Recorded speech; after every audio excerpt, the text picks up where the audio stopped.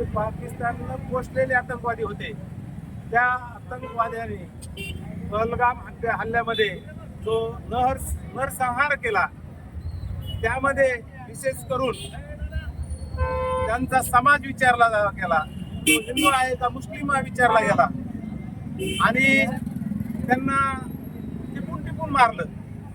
त्याचा भारतीयांनी तर निषेध केलेलाच आहे, परंतु पाकिस्तानचा त्या आतंकवाद्याला सहकार्य आणि त्यांनी जे पोस्टर्स तयार केलेले होते, या भारताचे गंभीर नेतृत्व पंतप्रधान नरेंद्रभाई मोदी यांनी सारासार विचार करून पाकिस्तानामधील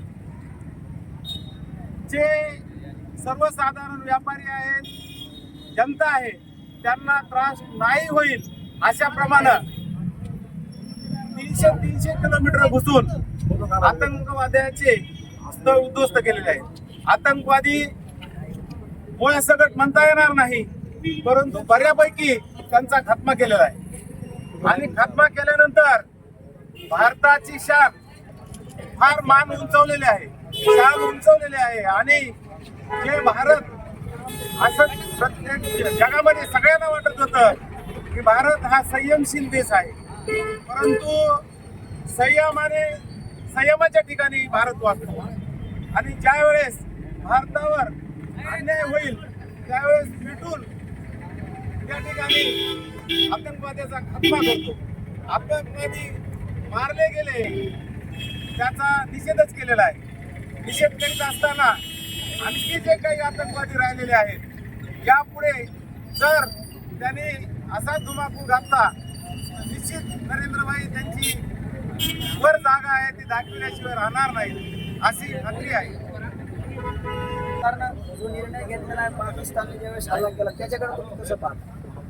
अत्यंत दुर्दैवी घटना झालेल्या आहे. मागच्या महिन्यातल्या 22 तारखेला जो आतंकवाद्यांनी पुलगाम येथे जे भारताचे 27 निरपराध जे लोक मारले आणि मारत असताना त्या अतिरेक्यांनी त्यांचा धर्म विचारून त्यांचे कपडे काढून त्यांना मारण्यात आलेला आहे. आणि त्याचा संपूर्ण भारतातच नाही तर जगाने त्याचा निषेध केला होता.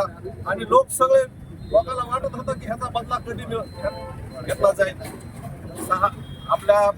6 मेला त्या दिवशी संध्याकाळी आपल्या वीर जवानांनी पाकिस्तान मधल्या आतंकवाद्यांचे 9 अड्डे जे उद्ध्वस्त केले आणि जवळपास 100 अतिरेकी त्या ठिकाणी मारण्यात आले.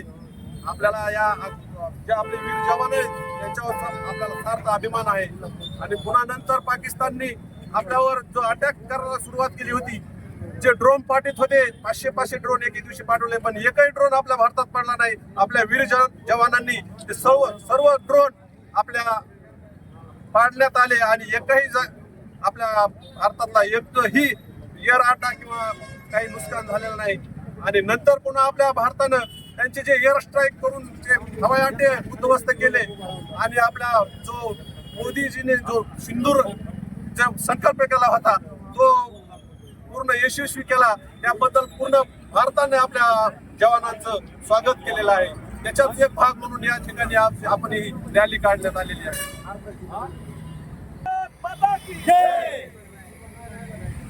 या ठिकाणी तिरंगा रॅली काढली जाते, याच्यावर काय प्रतिक्रिया? पहलगामचा जो हल्ला झाला आपल्या भारतीय पर्यटकावर आतंकवाद्याकडून आणि पाकिस्तानकडून ज्याला खतपाणी घातलं होतं, तो भ्याड हल्ला झाला.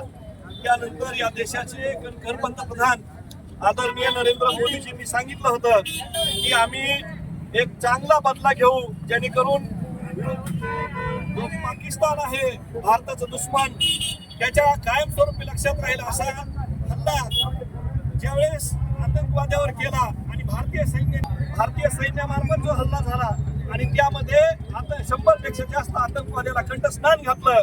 ऑपरेशन सिंदूरच्या माध्यमातून या देशातील ज्या महिला ज्यांचं ऑपरेशन सिंदूरच्या माध्यमातून मोदीजींनी बदला घेतला आणि सैन्याने जे शौर्य दाखवलं, त्या सैन्यांची जी यशस्वीता आहे, त्यांचं जे शौर्य आहे आणि त्यांच्या या कामासाठी पाठबळ म्हणून देशभर सध्या तिरंगा रॅली आयोजन केलं आहे. त्याचाच एक भाग म्हणून आज वडवणी या ठिकाणी या तिरंगी रॅलीचं आयोजन केलेलं आहे. त्यामध्ये या ठिकाणचे देशप्रेमी तरुण आणि सर्व नागरिक आज या ठिकाणी सहभागी झाले आहेत.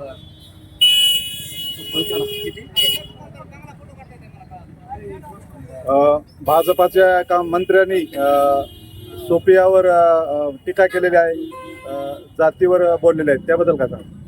सोफिया कर्नल सोफिया कुरेशी ह्या आपल्या देशाची शान आहेत, ज्यांनी या देशामध्ये पहिल्यांदा महिलांना पुढे आणून खरं म्हणजे महिला सैनिक या हल्ल्यामध्ये आपल्या जो पाकिस्तानवर जो हल्ला करून दहशतवादी मारले यामध्ये महिला सैनिक सुद्धा सहभागी होत्या. देशाची शान असताना जो मंत्री अतिशय चुकीचं बोलला त्याचा निषेध सर्व देशभक्त तर करतच आहेत, परंतु त्याच्यावर कोर्टाच्या नुसार गुन्हा सुद्धा दाखल झालेला आहे आणि अशा गोष्टीला कुणीही समर्थन देणार नाही. खऱ्या अर्थाने कर्नल सोफिया कुरेशी या सर्व संभाजी महाराजांचा धर्मवीर संभाजी महाराजांचा वंदे वंदे भारत माता की जय, भारत माता की जय.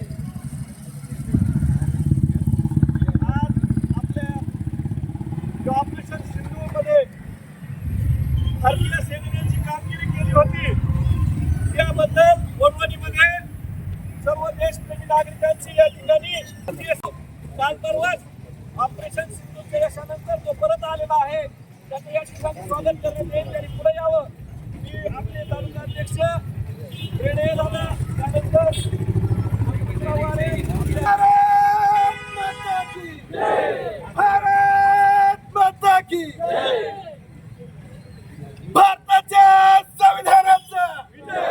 भारताच्या संविधानाचा घटनेचे शिल्पकार डॉक्टर करतो की आपल्या मोटरसायकल घेऊन शांततेत आणि व्यवस्थितपणे घोषणा देत आंबेडकर चौकात जायचं आहे आणि चौकामार्फत पुन्हा वापस या छत्रपती शिवाजी महाराज चौकात घोषणा देत यायचं आहे. छत्रपती शिवाजी महाराज की जय, छत्रपती शिवाजी महाराज की जय.